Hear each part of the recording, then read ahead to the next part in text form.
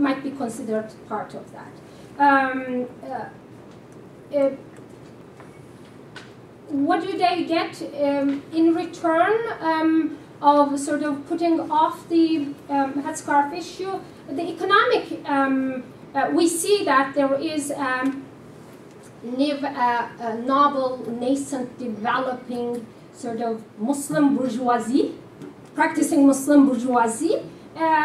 Some argue that, and this is not my opinion, many pundits and academics in Turkish media have voiced this opinion that why are we not able to deal with the headscarf issue, but it is okay to have a economically well-established practicing Muslim enterprise, but yet women with headscarves are in a way are put away. And so in return, one can argue, in return of the economic gains, as these people push their way through, and this is not a process that started off with AKP. I mean, Anadolu Aslanları, the Anatolian Lions, and it started off with the Özal's privatization process. The microeconomies have pushed their way to vie within the economic enterprise with the larger conglomerates. So some argue that that is the kind of return. To see the wives of the members of AKP only feeds into the chasm, the growing chasm between the commoners versus the practicing Muslim elite. And it is not helping, I have to say. Because many of these families who are well-to-do are able to send their children to other countries for education, while the little old girl in, I don't know, at the peripheries of Erzurum or Kars or Sivas have to just wait and wait longer, unfortunately. Women's participation in politics, I'm not going to speak about economy. I live here, I deal with the Senate and the Congress House. Politics, anywhere you go, is a male-dominated profession. We all, as women, be Turkish or non-Turkish, be headscarfed or uncovered, have to deal with issues of discrimination at the workplace, and particularly in climbing up the ladders of politics. Believe me, I know it. I have a first-hand experience in that.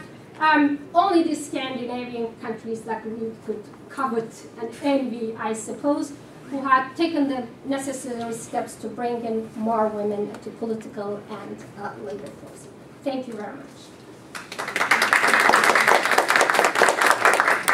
Just a quick remarks, but you may, if you can leave, that's okay. You're welcome.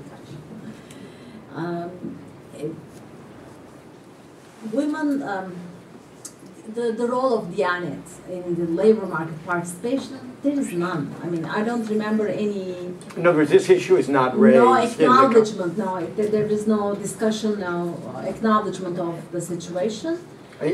I mean, is the Diyanet seen as sort of an in-government lobbyist on behalf of headscarf women in any way, or they... No, it doesn't. Well, time to time, they kind of claimed, they put forth that headscarf is in the Quran, or things like that. So, but in terms of taking a political stance, or even commenting on the immediate, everyday life situations, they haven't.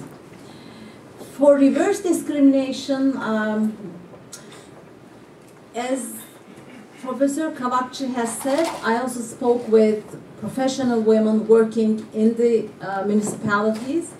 But what happens is that usually the young women with high school education, they are in the front of these municipalities with their head covers and very nice colorful clothing and everything. So they are just in the upfront. But when it comes to the professional jobs, such as, for example, I've spoken with lawyers, women lawyers, they were put in the basement. They were not sent to clients, they were not sent to make any contracts. So, because they don't want to be seen as the face of the municipality to the other bodies. When the communities come to the office of the municipality, they see these, young, head-covered girls running around, but when